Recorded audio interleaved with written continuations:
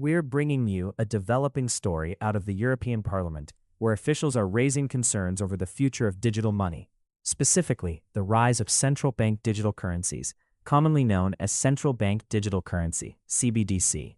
About 4 countries have launched CBDCs, and about 130+ countries around the world are exploring CBDCs.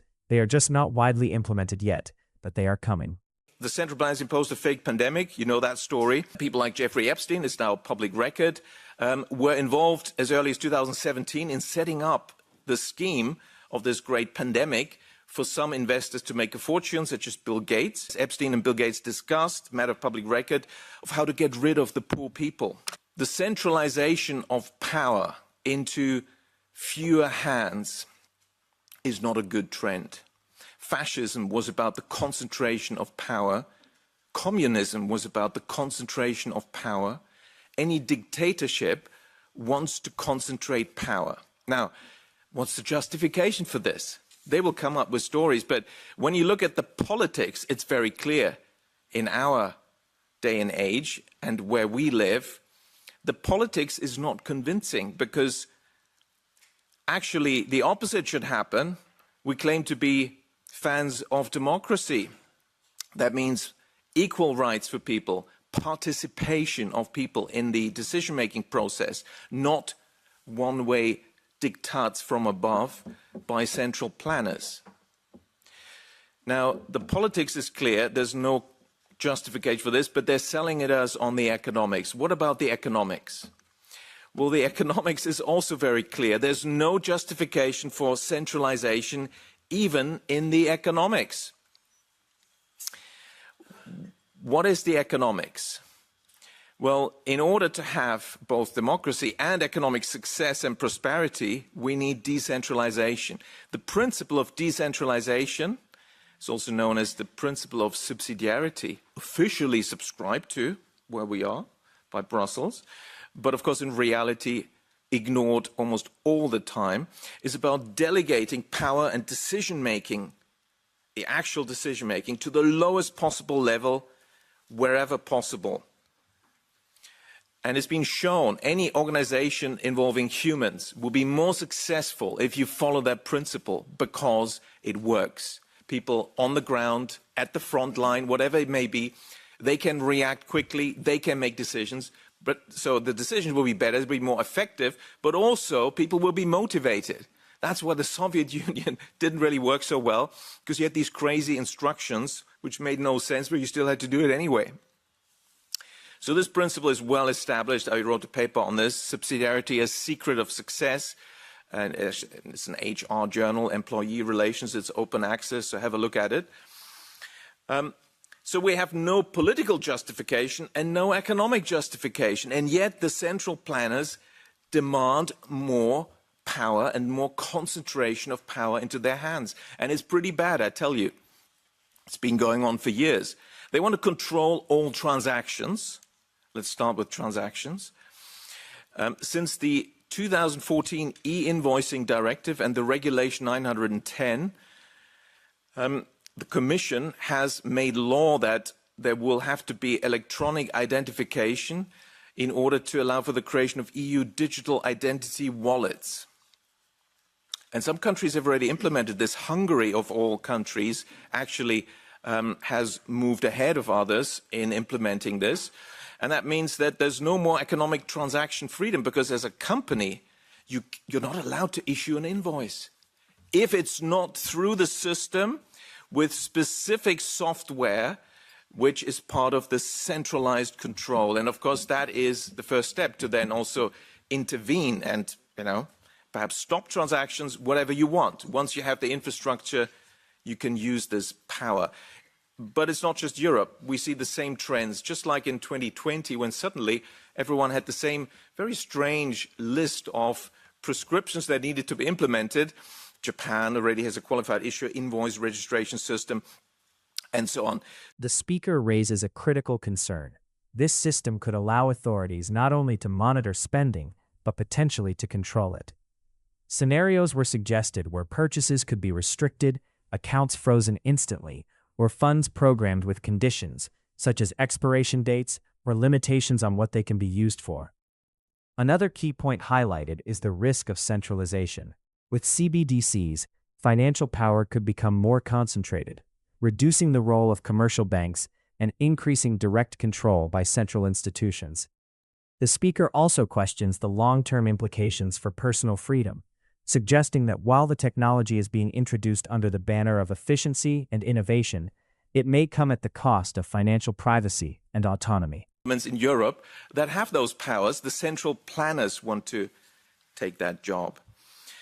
But it's the transactions, and here, of course, what is the programmability? Well, is the infrastructure being created? It could be anything. It could be climate change, carbon footprint. That could be the principle, but it can be other principles. You know, do you support the war?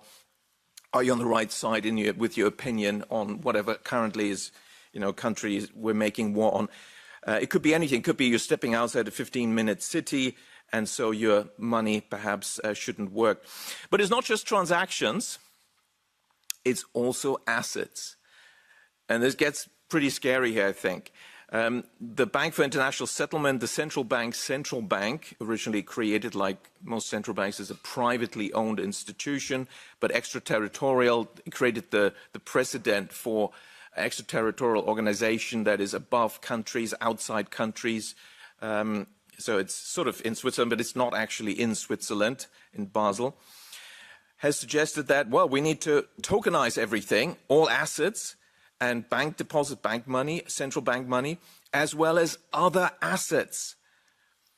And there needs to be seamless integration of all this and programmability in one platform, we are told. So what are these other assets? It turns out we already have national organizations that are currently compiling asset registers. And you think, okay, that's financial assets. Perhaps add land. Well, you can add quite a lot. They want to add everything, natural assets, the air we breathe, the water we drink, the oceans, everything. Now, why is this? Tolstoy wrote a good piece. Territory is owned by governments. The government of a country then defines land ownership through laws, and they also have the power to take private land for public use. Now imagine air being an asset. At this very moment, it's something we don't even notice sometimes in our lives, but they want to make it an asset. When he criticized economists for only having land, labor, capital in the production function, why is the air not in there? The energy, the sun. Well, because they haven't figured out how to control access and charge for it. And that's what's happening with digital ID. They now are able to do this. And now they want to do it, as we hear from World Economic Forum agenda contributor Lindsay Hooper at Sustainability Institute in Cambridge. We need to bring nature onto the balance sheet, allocate a value to it, and bring it into the accounting and financial mechanism. Well, and of course, there's various agencies in the US, in the UK, in Europe, in many countries already doing this for nature, and they're digitalizing it now. A natural capital register, the value, the quantity, and the quality of natural resources in one place. Now, this agency in the UK says, well, there's some critics that suggest, oh, we're trying to put a price tag on nature. It's important to understand that this is not the intention of natural capital accounts. Of course not. Because the intention is to control access to nature and charge for it. And they themselves go on, well, actually, what we're going to do is put monetary terms to nature, calculating where possible monetary value to the benefits produced by natural assets, and this will support, they say, prioritization. In other words, some people will get access, others not, and the criteria, well, they can be made up. Europe, the EU, is creating the Anti-Money Laundering Authority, AMLA, under a lot of secrecy and not exactly very transparent itself. And of course, this asset register will then have all sorts of assets in it. And of course, we then have as a next step the tokenization of these assets. And why is that important? In Switzerland, they're building the European Digital Asset Exchange. There'll be other asset exchanges. Well, tokens can be useful to the extent that they facilitate the process of issuing, storing, and transferring value. So access can be programmed, not just on transactions, but also access to assets, including natural assets and the air we breathe. And ownership of these tokenized assets can be transferred from you to the central planners. That seems to be the agenda. So why aren't they rolling this out faster? Well, McKinsey in its study said, oh, there's some obstacles. Technical challenges, for example, internet connections, things like that. Secondly, a clear or substantiated market value proposition has yet to be documented. In other words, there is no actual benefit of this for ordinary people. Some consider CBDC benefits to be limited relative to already established private solutions. We have digital money, it works. And thirdly, I'm still quoting McKinsey, trust remains a hurdle for a meaningful share of citizens and system participants to accept this, who question the motives behind CBDCs, often suspecting governments of aiming to monitor or restrict financial activities. Of course, we now realize it's not just financial activities, it's about all activities, and the programmability is a key feature. The Bank of England asked the government, the politicians in the UK, to give them the power to have programmable digital currency, and that is a control tool.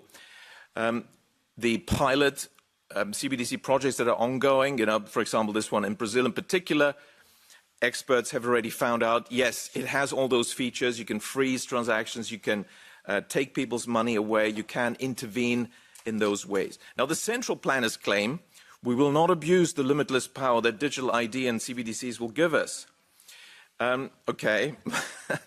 Well, should we trust them? Well, I can be brief here. I think all of you know examples of how this sort of power has already been abused. Just thinking of Justin Trudeau's ending the peaceful demonstrations by truckers in Ottawa.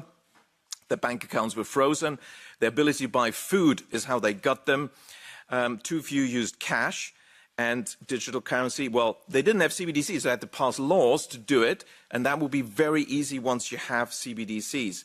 The police froze 206 financial products, including bank and corporate accounts, disclosed 56 entities associated with vehicles, facial recognition, even 253 Bitcoin addresses were identified, and PayPal was also shut down. So that's how they can do it. Now, interestingly, no such financial controls had been used previously to stop criminals. But, of course, peaceful demonstrating citizens, that's when it seems the central planners get pretty creative about how to stop people. And of course, we all know what happened in 2020. Digital ID suddenly were a topic. Vaccination passports as a backdoor to introduce digital ID. And then, of course, programmability. You can close access if you don't do X, Y, Z. And it can be anything the government central planners decide.